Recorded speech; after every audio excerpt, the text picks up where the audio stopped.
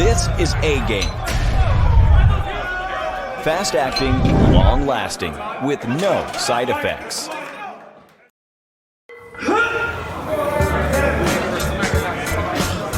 When I'm training for professional competitions, men and women always ask me for advice. To women, I say push yourself harder than you ever have before and go beyond your comfort zone. Focus on your goals. Men, if I am willing to push myself to become Mr. Olympia in 2022, then I only have one thing to say to you. Bring your A game. Here we go again.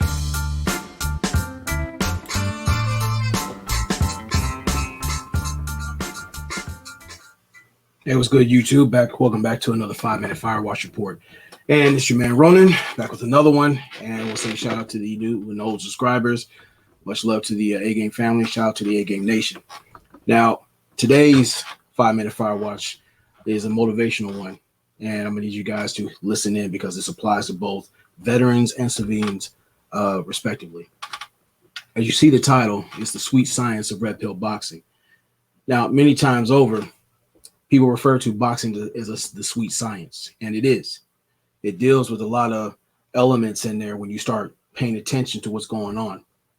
Because what we've seen in this space and basically in general, there's a lot of guys who are very sloppy in many areas when it comes to self-defense or when it comes to what they call pugilism or five-knuckle fellowship. So let's start into it. Working on your footwork. Footwork creates the foundation of a skilled boxer. Everything from bobbing and dodging to throwing punches requires great footwork to maintain balance and power. Now, the reason I bring that up is you got a lot of guys who are out here slew-footed, not just online, but offline. Now, that's on the micro. On the macro scale, you need to take the ranking card. If you see this is from number 10 all the way to number 1. And the thing is, when it comes down to it in the rankings, if you had terrible footwork and missing all the elements down there, you were going to get your ass whooped. Matter of fact, you're going to be a part of that extinction. This is what I'm telling you guys. So now, going back to defense. Now, the defensive part is like, it means deciding what the fighter can tolerate. Only in the rarest of cases will a boxer end a match without getting punched. Their defense, ring positioning, evasive maneuvers, deflection, etc. Thing is, it goes aside from the footwork. It goes into not just studying your opponent, but studying yourself. Be it in any different areas. We're talking about in the courtroom. We're talking about physically, spiritually, mentally, socially.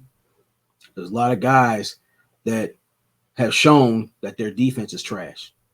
Thing is, if you have shitty defense, your midsection will be exposed and be punched like you've been getting punched.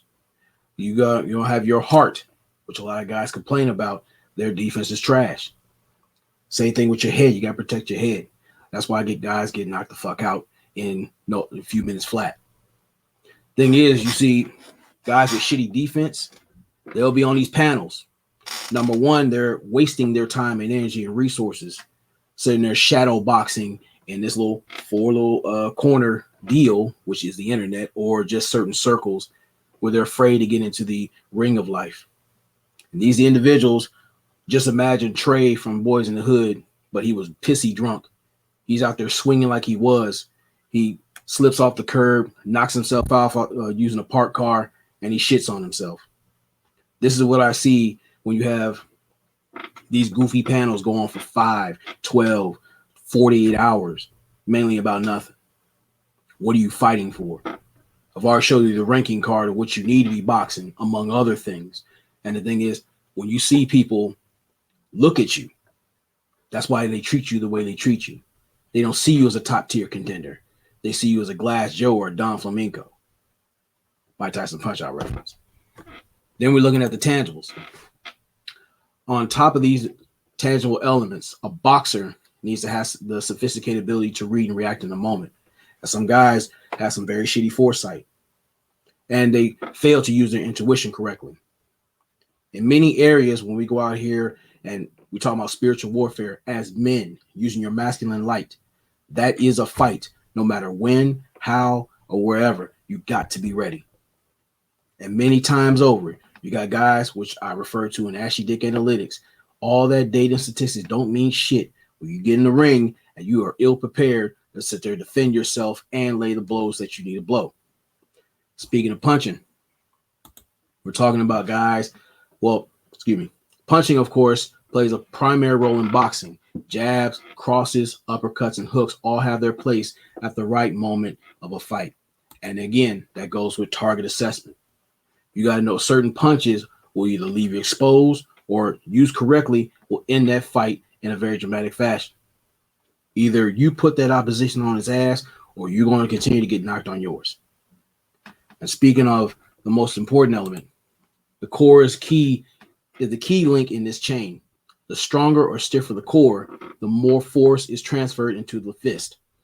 The core can transfer force into various positions. Stronger core, harder punch. But what is your core, you might ask? This is your core right here.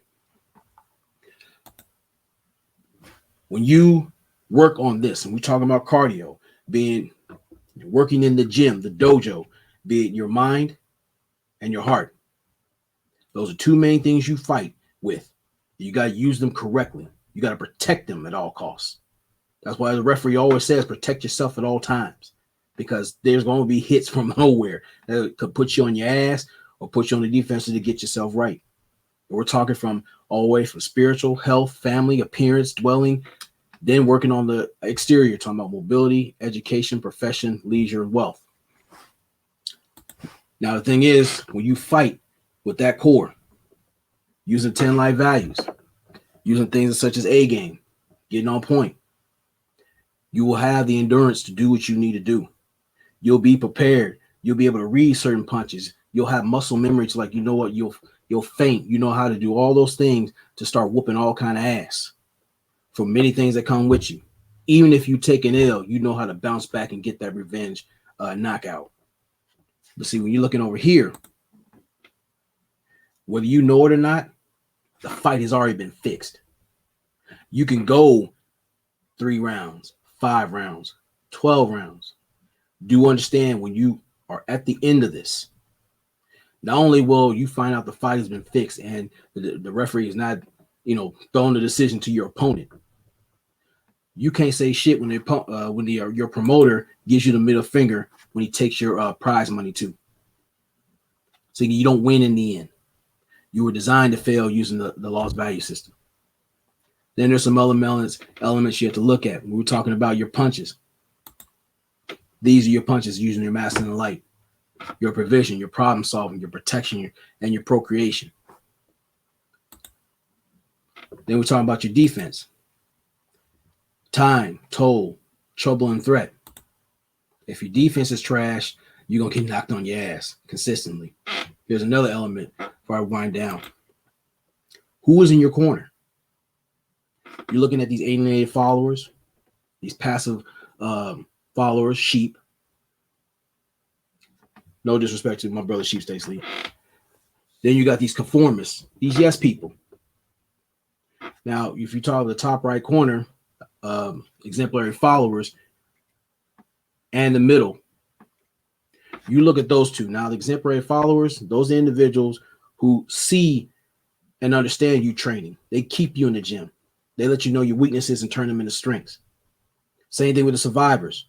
Though you want to trust yourself with those who are battle tested to help you avoid the mistakes that you're prone to, get you out your comfort zone, and help you fight to win.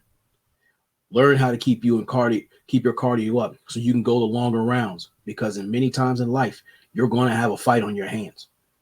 Thing is, you have to have the endurance, you have to have the smarts, you have to have the ability and the will to fight to the next level. That's what has to happen. So, the corner men in your life, those are the main difference between being able to get in that fight and finally win, or to fucking get you closer to spooning that canvas. Plus, another factor is there Do they provide system, order, and structure? Not just for the group itself. Do you provide that for yourself? If you don't have this, your ass is going to get kicked. And when are you sick and tired of being sick and tired? So you got to ask yourself, is this the core I want to strengthen? Do I want to win using this? Or am I comfortable taking an L? These individuals who's like, well, at least I got my bag though. But you look like a beat up fucking dildo. And many times over, you lose in the end, not just your money, not just your health, your pride and everything like that.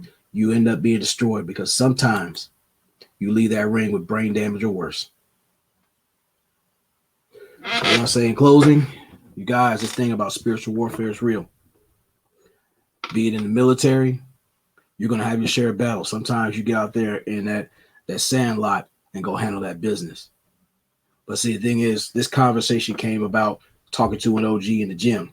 And he was talking about how he was getting bullied at the time. And the guy who was fucking with him ended up teaching him.